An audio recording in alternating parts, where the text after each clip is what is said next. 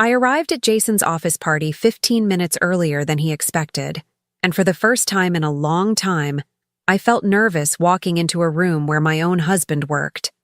The elevator opened directly onto the rooftop. Glass railings, soft music, a bar lined with employees trying too hard to look relaxed. Chicago's skyline stretched behind them like a backdrop people paid for. I spotted Jason near the far corner, surrounded by coworkers, a drink in hand, laughing harder than he usually did. And next to him, standing too close, was his assistant, Tessa. The woman he insisted was just efficient and a little too eager to please. He never mentioned how she looked at him. I noticed it from the first day, even if I tried to ignore it. Jason hadn't seen me yet, and honestly, I was grateful. I needed a moment to steady myself. I adjusted the strap of my dress and started walking toward him when I heard my name. A whisper, low and sharp. "Marissa? What are you doing here already?" It was one of his coworkers, a guy from accounts. His eyes widened like I'd shown up holding a subpoena. "Oh, just thought I'd surprise my husband," I said. My voice came out smooth, too smooth, the kind of tone you use when something inside you is already tightening. He didn't respond. He just looked toward Jason and swallowed. And that's when I caught the first piece of the truth. Jason leaned in close to Tessa, his hand hovering near her back. "Relax," he told her. "She's not coming, and if she does, don't make a scene. Don't make a scene." Those 4 words broke something open inside me. Not because he said them. He'd said far more careless things in private, but because of the way Tessa reacted. She stiffened, glanced around, and whispered something back with a nervous smile. He reached out and touched her wrist. Quick, familiar. Not the accidental brush of a boss and his assistant. My feet moved on their own. I didn't storm over. I didn't yell. I didn't announce myself. I walked straight toward the 2 of them through a cluster of people sipping wine, all of whom slowly fell silent as I passed. It was the silence that made Jason finally turn around. His smile dropped like someone had cut the string holding it up. "Marissa," he said, stepping toward me too quickly. "You're early." "Am I?" I said. "You told me the presentation was at 8.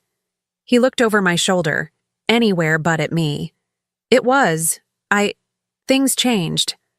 Tessa tried to step back, but I held her in my peripheral vision. She froze the second she realized she couldn't slip away unnoticed. I looked at her first. "Hi, Tessa." She swallowed. "Hi, Mrs. Hale." "Please," I said. "You're too close in age for that. Marissa is fine." Someone near us coughed to fill the tension. It didn't help. Jason forced a smile. "Let's talk somewhere else." "No," I said. "Here is fine." People pretended not to stare, but their eyes kept darting between us. Even the bartender leaned closer, like he knew exactly where this was going. Jason reached for my elbow, but I stepped back. "Don't," I said quietly. His hand froze midair. That's when I noticed her lipstick on his collar, a faint shade of rose he always claimed he hated, and the way her blouse was half-tucked, like she'd rushed. Or like someone had pulled her close and she'd straightened herself after. I didn't need proof after that.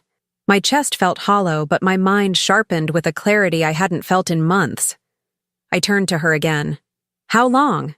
The question hit her harder than I expected. Her pupils widened. Her throat tightened. Jason cut in instantly. "Marissa, stop. Don't make a scene." I almost laughed. Not because it was funny, but because he said it exactly the same way he had moments earlier when he didn't know I was listening. "You said that already," I replied. He froze. Tessa's face drained of color. So I repeated it slowly, loudly enough for the small circle forming around us. "Don't make a scene. Isn't that what you told her? Right before you touched her? Right before you made sure she knew I wasn't supposed to show up?" One woman near the bar gasped. A man in a suit glanced away as if he had no right to witness this. But they kept standing there. Everyone did. Jason's jaw clenched. "You're misunderstanding." "Then correct me," I said. "Publicly, right now." He opened his mouth, but no words came out. His eyes darted to Tessa like she'd save him. But she was already in self-preservation mode. She stepped back as if she could detach herself from the disaster she helped create. "Jason," she whispered, "maybe we should—" "No," I said sharply, turning to her. "Stay. You're a part of this." Her breath hitched. Jason tried again. "We should talk at home." "I'm not going home with you." Those words, spoken out loud, felt like cutting the cord of a sinking ship. A murmur spread across the rooftop. I didn't owe anyone an explanation, but I wanted him to hear it. I wanted it to sink into every part of him. "I came here tonight to support my husband," I said, my voice steady even as my hands trembled. "But apparently my presence ruins the illusion you've built with your assistant." Tessa's eyes glistened with panic. She opened her mouth, but I didn't give her time. "Don't worry," I said. "I won't make a scene." Then I stepped past them. Not rushed, not shaken, just done. Jason followed 2 steps before stopping, realizing everyone was watching. "Marissa, wait." I didn't turn around. I kept walking across that rooftop, past the bar, past the shocked faces, past the coworkers who suddenly couldn't make eye contact. The elevator doors opened like they were waiting for me. I stepped inside, turned back for 1 second, and met Jason's eyes across the room. He looked terrified. Not of losing me, but of what everyone else now knew. I pressed the button, and I made a promise to myself as the doors closed. I'm not going to fall apart. I'm going to make sure he regrets every step that led me here. That was the moment my revenge began. When I got home after the rooftop party, the silence felt different. Not peaceful, not heavy, just final. I stood in the living room, the same room where Jason and I once planned every version of our future, and realized I'd spent years trying to fix a man who had no intention of being faithful to anything but his own ego. 9 years of marriage wasn't something I'd ever planned to throw away. I met Jason when we were both working entry-level jobs downtown. 2 people pretending adulthood wasn't overwhelming. He had big ideas and no resources. I had discipline, patience, and the inheritance my grandfather left me. Money I guarded tightly until Jason's advertising agency nearly collapsed 6 years ago. They couldn't make payroll. Vendors were threatening lawsuits. Jason came home pale, shaking, telling me it was over. I remember sitting at the kitchen table, calculating figures, and transferring $85,000 to cover the crisis. He promised me equity, promised transparency, promised gratitude. He kept the equity on paper. The transparency was selective.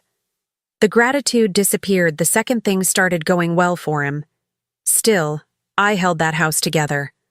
When our daughter Aubrey was born, I scaled back my hours so Jason could grow his business. I handled everything: pediatric appointments, school forms, speech therapy sessions when Aubrey struggled with certain sounds, bedtime routines, grocery lists, the mental load of our entire life.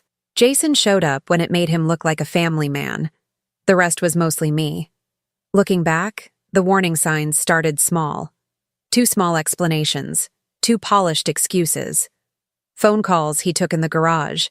Nights he came home smelling like a perfume he claimed belonged to a coworker's hug. He always laughed it off, made me feel dramatic for even asking. And because I didn't want to raise my daughter in a broken home, I convinced myself I was imagining things. But the shift wasn't just in him. It was in the way he looked at me. Like I was a responsibility, not a partner. Like everything I did for this family was something he could casually take for granted. Meanwhile, his assistant Tessa slipped into our lives quietly, offering to send flowers for our anniversary, double-checking his schedules, reminding him of things I'd reminded him of the night before. I didn't want to believe anything was happening, but people around me saw what I refused to. My best friend, Renee, is the kind of woman who notices everything. She tried to warn me weeks ago. She told me she saw Jason and Tessa at a coffee shop far too early in the morning for a work meeting. Their chairs were angled too close, their voices too low. I brushed it off. I told her she was reading into it. The night after the rooftop disaster, she called. I didn't even say hello. "It's true, isn't it?" she asked softly. I closed my eyes. "Yes. I'm so sorry, Marissa. I didn't want to be right." But she was. And now I had to decide what came next. Not just for me, but for my daughter, for the life I built, and for the man who underestimated me more than he ever should have. By the next morning, the shock had burned off and something colder, clearer, took its place. I woke up before sunrise, not because I couldn't sleep, but because my mind felt like it had already begun sorting through every piece of my life. Every account, every document, every risk, every exit. For the first time in months, I didn't feel confused. I felt in control. The first call I made was to a divorce attorney recommended by a colleague of mine. A woman known for being calm, surgical, and utterly unshakable in court. I didn't tell her the full story yet. I simply said, "I need to protect myself and my daughter, today." The tone of my voice must have told her everything she needed to hear, because she asked no unnecessary questions. She told me exactly what to gather: tax returns, property deeds, retirement account statements, the paperwork I signed when I injected my inheritance into Jason's company. The second I hung up, I started collecting everything. Drawer by drawer, folder by folder. I scanned what needed scanning, photographed what needed photographing, and transferred every digital file into a private cloud folder only I could access. I hadn't moved this quickly in years. Then I logged into our joint banking app. Of the two of us, I was always the one who paid attention to household finances. Jason preferred to focus on work, which turned out to be a convenient way to avoid accountability. Most of the accounts were joint, but one savings account, the one holding what remained of my inheritance, was in my name only. I moved the entire balance into a separate, newly created account. Then, with a single click, I froze our joint card. I didn't do it out of anger. I did it because the man who told his assistant, "Don't make a scene," in front of half his office, didn't deserve access to the life I built for him. Next, I booked a consultation with a custody evaluator. I wasn't planning to weaponize my daughter.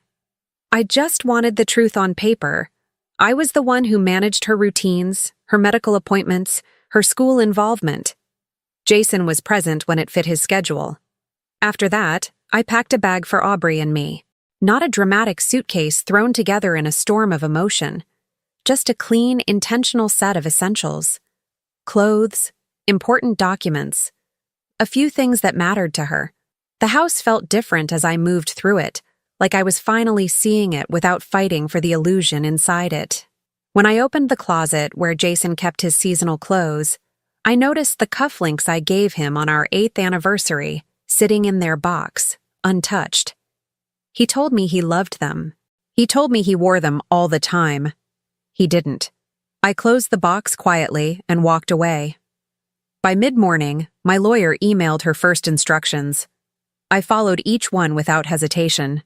She told me to list our investment condo, the one Jason always claimed was his retirement plan, even though it was purchased with a chunk of my inheritance.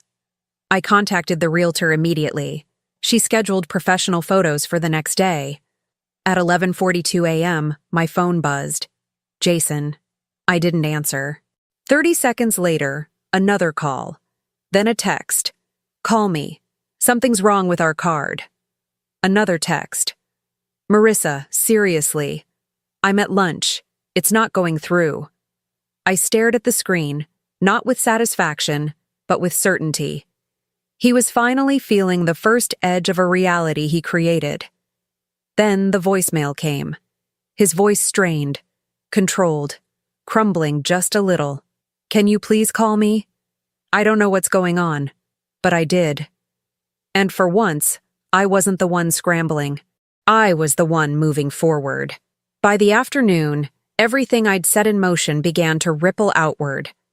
I didn't need to check the banking app again to know Jason had tried the card repeatedly. The voicemail messages were proof enough, each one more tense than the last. The fifth message came at 2:13 p.m. "Marissa, I'm serious. Something is blocked. Did you accidentally..." as if freezing the accounts was the kind of thing people did while rearranging a kitchen drawer.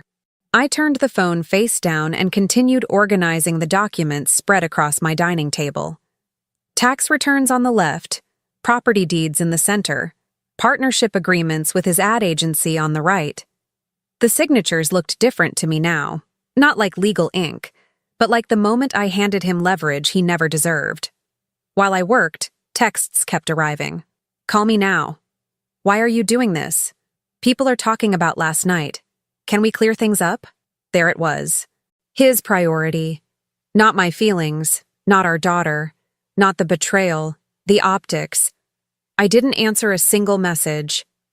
Around 3:00 p.m., my best friend Renee stopped by unannounced. One look at my dining table and she exhaled. "You're moving fast," she said. "I don't have time to move slow." She helped me scan the rest of the documents and label folders. She didn't ask about the rooftop. She already knew I'd tell her when I was ready. Instead, she made tea, put a blanket around my shoulders even though I wasn't cold, and stayed close without hovering. By early evening, the next wave hit. This time, not from Jason, but from inside his office. A woman named Karen, who worked in HR and barely spoke to me unless it was obligatory, sent a single message. "You didn't hear this from me, but people saw everything last night. It's spreading." A second message followed before I could respond. Tessa got pulled into a meeting with senior partners. I wasn't surprised. The advertising world thrived on image, culture, and the illusion of professionalism.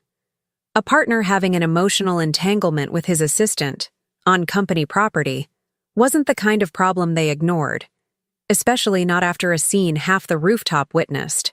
My phone rang again. Jason, for the 6th time that day. Then a 7th. I let both go to voicemail. 10 minutes later, he tried a different angle.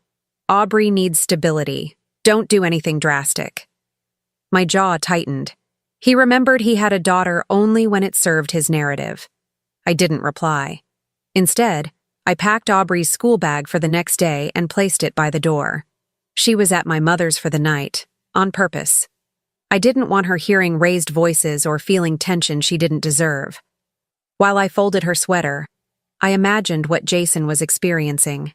His card declined at lunch, whispers around the office, his assistant being questioned, senior partners exchanging looks they didn't bother to hide.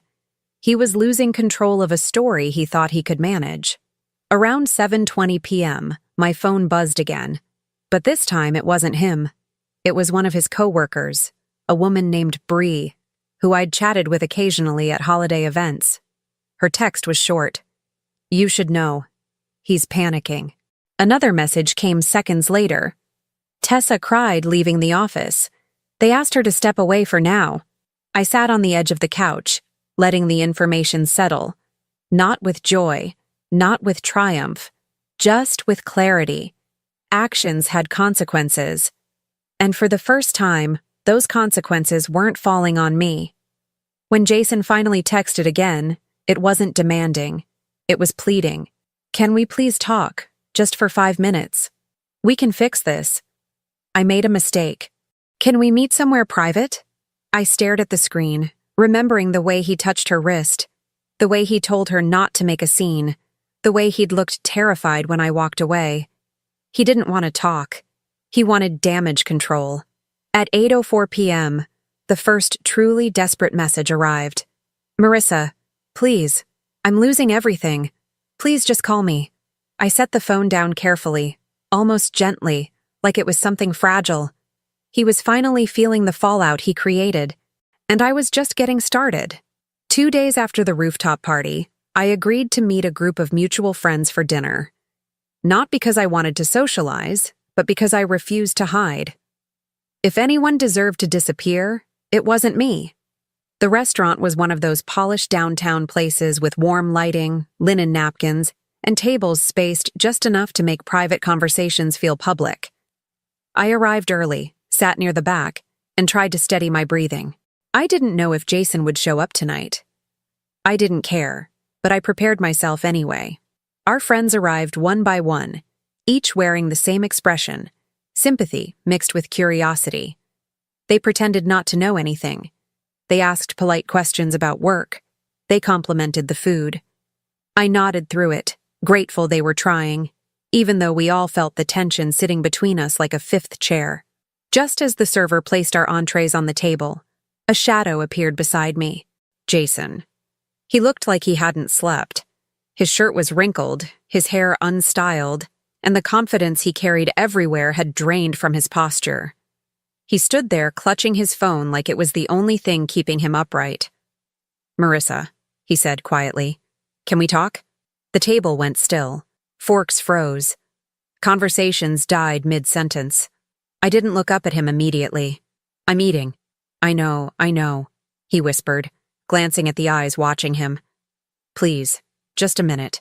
"Jason," one of our friends said carefully, "maybe you should—" "I need to talk to my wife," he snapped before catching himself. His voice softened instantly. "Please, just step outside with me." I finally looked up. "Why?" I asked. "So you can explain the version of the story that makes you look better?" A ripple moved across the nearby tables. People were listening. The restaurant's calm atmosphere made every word sound louder. Jason exhaled shakily. "That's not what I want. I need you to understand what happened." "Oh, I understand," I said, laying my napkin on the table. "You had an affair with your assistant, publicly, at your office party, and the whole place knows." His face tightened. It didn't. He rubbed his forehead. "Marissa, please, not here." "Why not here?" I asked. "You weren't worried about here when you told her I wasn't coming." He froze. Someone a few tables away dropped a spoon. Jason lowered his voice, desperate. "You're hurting us both." I stood slowly, feeling the pent-up anger settle into something steady, controlled. My friends watched with wide, uncertain eyes. "Jason," I said clearly enough for anyone within 10 feet to hear, "I'm not the one who hurt us both. You did that all on your own." He tried to reach for my hand, but I stepped back. "Don't," I said. His eyes darted toward the other tables, then back to mine. "Please don't do this." I tilted my head. "Do what? Repeat the truth?" His jaw clenched, but he stayed quiet, which was all the invitation I needed. "You want to talk about hurting each other?" I asked. "Fine. Let's talk about the fact that my inheritance paid your company's payroll for 3 months while you were sneaking around with someone who still signs your meeting reminders." Gasps. Actual gasps. Jason's face lost its color. "Marissa, lower your voice." "No," I said. "You lowered our marriage. I'm just explaining the facts." He looked around helplessly, like searching for an exit that didn't exist. "And do you know what the best part is?" I continued. "Your assistant didn't even hide it well. Her lipstick was still on your collar when I arrived at the party." At the table beside us, a woman choked on her water. Jason's voice cracked. "Stop. Please." "Tessa already got pulled into HR," I said quietly. "Did you know that? People told me. Not you." His breathing changed, shallow and uneven. "Marissa," he whispered. "You're destroying me." I stepped closer, not cruelly, just truthfully. "No, Jason, I let you destroy me for years.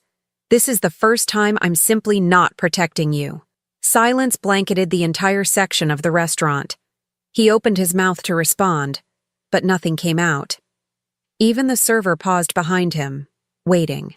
Then I delivered the line that would repeat itself through our circle for days. "You told her not to make a scene," I said softly. "But the only scene here is the one you created." Jason's shoulders collapsed. I picked up my purse, turned back to my table, and said to my friends, "Enjoy your dinner. I'm heading out." And I walked past him without looking back, leaving him standing there shaking, with everyone watching. I expected Jason to retreat after the restaurant confrontation. Disappear, hide, regroup. But humiliation does strange things to a man who's always lived off a polished reputation. By the next morning, he wasn't quiet. He was everywhere. The first sign came through a coworker of his who messaged me anonymously. "He's telling people you misunderstood, that you overreacted, that it wasn't an affair. Of course he was. He'd always been better at performance than accountability, but his attempt to control the narrative didn't stop there. By midday, he posted a long, controlled statement on his agency's internal communication platform, the kind executives use when they're trying to appear transparent without admitting anything. It read like a script. There have been misunderstandings about interactions at our rooftop event. I care deeply for my family and ask for privacy. Please avoid speculation. Speculation. He used that word like he didn't leave a trail a child could follow. Then came the part that made my stomach turn. My wife is going through a very emotional time. Please be sensitive. Emotional. Translation. She's unstable. Don't trust her. He wasn't doing damage control. He was trying to paint me as fragile so people would overlook what he'd done. Within an hour, mutual acquaintances began messaging me. Are you okay? He said you two are separating because you're overwhelmed. He made it sound like you imagined things. Imagined. That was the last straw. I didn't respond to any of them. I didn't post anything. I didn't defend myself online. I didn't need to. Other people were already doing it for me. Around 2 p.m., I got a text from Karen in HR at his office. Someone leaked screenshots. Before I could ask what she meant, a second message arrived. A photo of a group chat circulating among employees. The screenshot attached showed a string of texts between Jason and Tessa, forwarded by someone inside the company. Messages about closed-door meetings. Messages about, don't worry, she won't find out. Messages about hotel receipts. Messages about, make sure you delete this. It wasn't graphic. It wasn't dramatic. It was worse. It was real. And it spread fast. By 3 p.m., the screenshots had leaked onto a private industry Facebook group known for gossip. Someone reposted them to a local Reddit thread about workplace scandals. Comments poured in beneath them. Classic office affair. He's been chasing assistants for years. His wife deserves better. Not surprised. Dude always acted invincible. Then the hashtag appeared. Hail scandal. I stared at my screen, stunned at how fast chaos can move when truth finally grows legs. Jason built his entire career on clean branding, and now he was the brand being dismantled. By the next morning, it escalated again. The agency issued a formal statement that Jason was temporarily relieved of partner responsibilities pending review. His name was removed from the upcoming client pitch. And a rumor spread that a major client threatened to pull their ad budget if Jason stayed involved. I didn't celebrate. I didn't smirk. There was no victory dance in my living room. There was only a calm, steady awareness that consequences had finally caught up to him. Around noon, Jason tried again. He called. I ignored it. He texted. I didn't open it. Then he sent a single, desperate voicemail. Marissa, please, please. I didn't know things would spiral like this. I didn't mean for you to get dragged into anything. Can we talk? Just tell me what you want me to do. What I wanted was for him to stop pretending this wasn't his doing. Around 4 p.m., Tessa's name started trending in the comments too. Someone found her Instagram. People noticed she locked her account. Speculation exploded. She disappeared from work emails. Rumors suggested she'd been told to take a leave of absence, until further notice. Jason tried to make himself the victim. The internet made sure he wasn't. That evening, while I was heating leftovers for Aubrey, I received one last message from an unknown number. No name, no greeting. Just a sentence. He's done. Everyone knows now. And for the first time since the rooftop party, I exhaled. Not in relief. In certainty. Jason's image, the one he protected more fiercely than his marriage, was collapsing, and there was no PR spin left strong enough to save him. This wasn't revenge yet. This was only the avalanche starting to move. I woke up the next morning to a call from my lawyer, Amelia. Her voice was steady and precise, the kind of calm that tells you the ground you're standing on is finally solid. She said today was the day we filed everything. Divorce, custody, asset protection, financial disclosures, a request for sole decision-making authority for Aubrey. emergency restrictions on accounts. Every document needed to cut the tie cleanly and legally. I didn't hesitate. I signed everything she sent: uploads, affidavits, financial statements, proof of every dollar I poured into his company.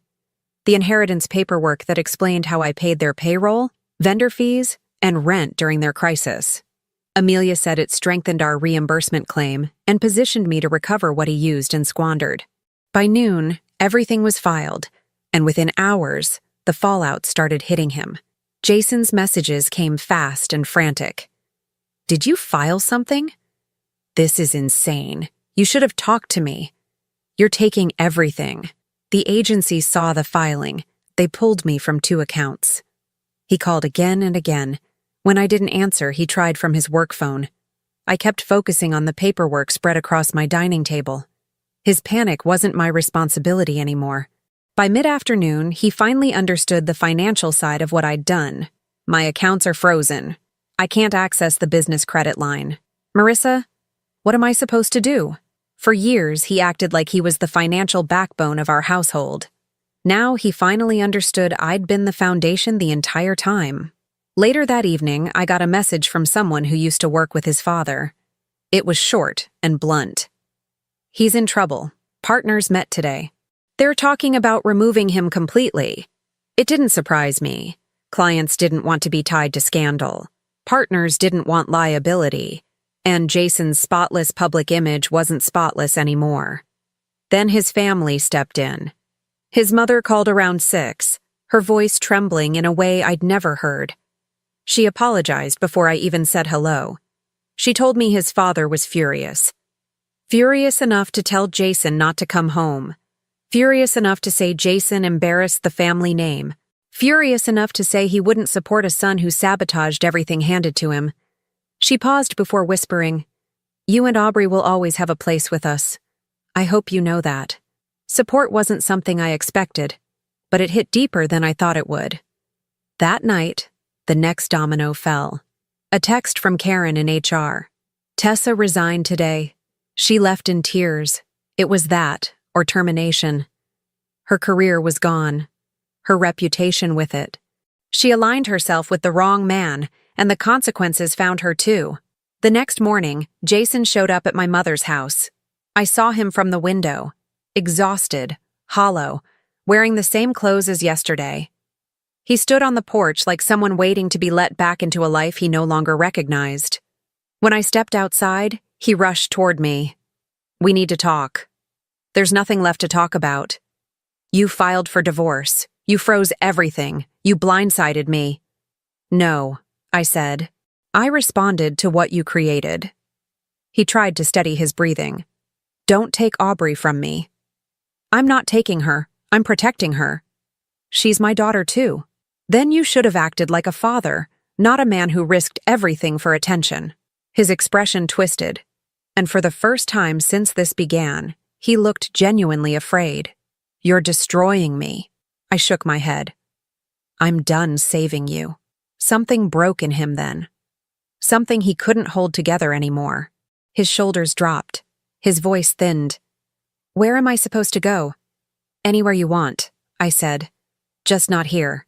He didn't argue, didn't yell, didn't plead. He just walked back to his car like someone who had run out of versions of himself to hide behind. Hours later, I received one final message from a coworker at his agency. He was told to step down as partner, effective immediately. Jason Hale, the man who lived for reputation, applause, and perception, had officially lost the one thing he valued more than his marriage. Not because of me, because of what he did. And for the first time in years, the balance finally felt right. I didn't expect the final confrontation to happen that soon, but life has a way of forcing closure at the moment you're finally strong enough to handle it. 3 days after he was removed as partner, Amelia called to tell me the settlement conference had been scheduled. "He'll have to be there," she said. "And based on his attorney's tone, he's not doing well emotionally. Be prepared." Prepared was exactly what I'd become.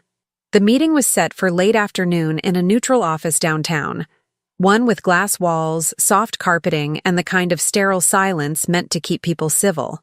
I sat in the waiting room with a cup of water I had no intention of drinking, breathing steadily, keeping my mind clear. I wasn't anxious. I wasn't angry. I wasn't even sad anymore. I felt something else entirely. Finished. When the door opened, I heard his voice before I saw him. "Is she here?" Jason asked someone just outside the hall, his tone small and strained. Then he stepped inside. If I hadn't known better, I might not have recognized him. His suit was poorly pressed, his hair uncombed, his eyes hollowed by nights he probably spent staring at ceilings instead of sleeping. He froze when he saw me, like the sight of me made everything real again. "Marissa," he said, barely above a whisper. I didn't respond. I didn't need to. My silence carried weight now. He felt it. He walked closer, then stopped halfway across the room, as if crossing that last distance required permission he no longer had. "Can we talk before they bring us in?" he asked. I exhaled quietly and set the cup down. "Say what you need to say." He swallowed hard, his voice cracking as he tried to gather himself. "I know I ruined everything. I know what I did was unforgivable. But the way things have fallen apart, I never imagined it would get this bad." I tilted my head slightly. "You mean losing your position? Your reputation? The version of yourself you curated for everyone but your own family?" His eyes reddened instantly, and he shook his head like he couldn't handle hearing it put so plainly. "I'm not the man everyone thinks I am," he said. "I'm not as careless as all of this makes me look." "You were worse," I said calmly. "Because you weren't careless. You were deliberate, quiet, calculated. You betrayed me in silence and left me to hold up the image you pretended to stand on." He covered his face with both hands, dragging them downward as if trying to peel away whatever shame he couldn't hide. "I didn't mean to hurt you." "But you did," I said. "And repeating that you didn't mean to doesn't reverse the choices you made." He stepped closer, slow, cautious, like he was approaching a cliff he wasn't sure he should stand near. "I've lost everything," he whispered. "The job, the trust of my team, my family, my father, and I'm losing you. I don't know how to live with that." "You don't," I said softly. "You learn from it. That's what consequences are." He shut his eyes like the words were too sharp to look directly at. "I never thought you'd go this far." I didn't raise my voice. I didn't need to. I didn't go anywhere. I just stopped staying where I wasn't respected. He opened his mouth to respond, but emotion caught in his throat. His voice broke. "Can we try again? Just another chance. I'll do therapy. I'll cut everyone off. I'll rebuild everything if you help me. I can't do it alone." I felt something inside me shift, not pity, not nostalgia, clarity. This was a man who didn't want a wife. He wanted a witness to his suffering. "You didn't fight for our marriage when you had it," I said. "You're only fighting for your ego now." He shook his head desperately. "That's not true." "It is," I said. "If I hadn't walked away from that rooftop, you wouldn't be here asking for redemption. You'd still be sneaking around with your assistant, pretending nothing was wrong." He flinched like the word assistant cut deeper than the rest. I continued before he could speak. "You didn't lose me this week. You lost me piece by piece over years. I just didn't want to admit it." His mouth trembled, barely holding shape. "I'm begging you," he whispered. "Please, don't end us." There was a time those words could have destroyed me. Now they felt like echoes from a life I had already outgrown. "Jason," I said quietly, "there is no us left to save." His entire chest collapsed on itself, his posture folding as if something inside him finally gave way. "So, this is really it?" "Yes." He stared at the floor for a long moment, then forced himself to look at me again. Tears filled his eyes. Not dramatic, not loud, just broken. "I don't know how to live with what I've done." "That's the point," I said. "You're supposed to feel it. You're supposed to learn something from it." He took one shaky step forward. "Marissa, please. I can change." "You had years to change," I said. "And you didn't. You had a marriage worth fighting for." You had a daughter who adored you. You had loyalty, stability, and a partner who carried more weight than you ever realized. You threw all of it away for a secret you thought you deserved. He wiped his face with the back of his hand, struggling to breathe normally again.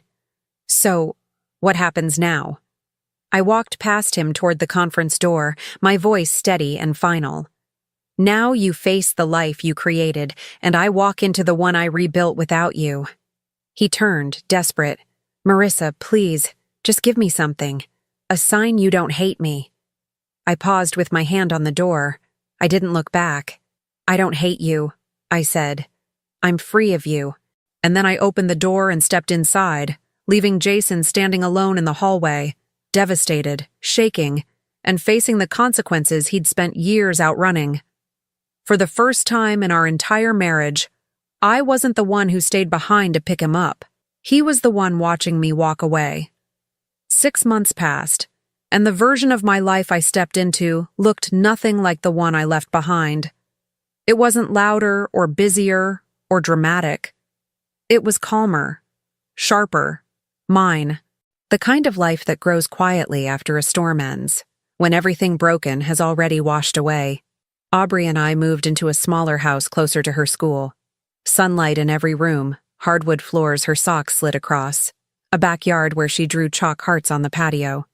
I decorated slowly, choosing pieces I actually loved instead of ones meant to impress guests who barely mattered. The silence here didn't feel heavy the way it did before. It felt earned. Every morning I walked her to the school gate, and she hugged me with a new kind of softness, like she felt the peace even if she didn't understand all the reasons behind it. Kids are more perceptive than we give them credit for. She knew when our home shifted from tension to safety. She slept better, laughed more, drew pictures of Mommy and me without a third figure in the background. My job changed too. After years of pausing my career for the sake of our household, I finally took the promotion my boss had been urging me toward, Senior Project Coordinator. It came with a raise, new responsibilities, and a confidence I didn't realize I'd muted for so long. I wasn't juggling everything alone anymore. I was building something for myself, not for a man who believed he was the center of every room he entered. Jason's presence in my life shrank down to legal updates and scheduled custody exchanges. We met in public spaces now, always brief, always civil. He looked different each time, thinner, quieter, the edges dulled by the consequences he was still learning to carry. He had moved into a small rented apartment on the outskirts of the city after losing his position at the agency. Word spread that the partners officially voted him out. His father cut financial ties permanently, and the mistress who once clung to him disappeared from the narrative entirely. He never said much during exchanges, just nodded and thanked me when I handed Aubrey her backpack. Sometimes he looked like he wanted to say more, but whatever words he had stayed trapped behind a regret he didn't have the strength to voice. I didn't hate him. I didn't wish him harm, but I didn't protect him anymore either. My peace didn't come from watching him fall. It came from realizing I no longer lived in the shadows of his choices. Evenings became my favorite part of the day. After I put Aubrey to bed, the house felt warm in a way I used to think was impossible.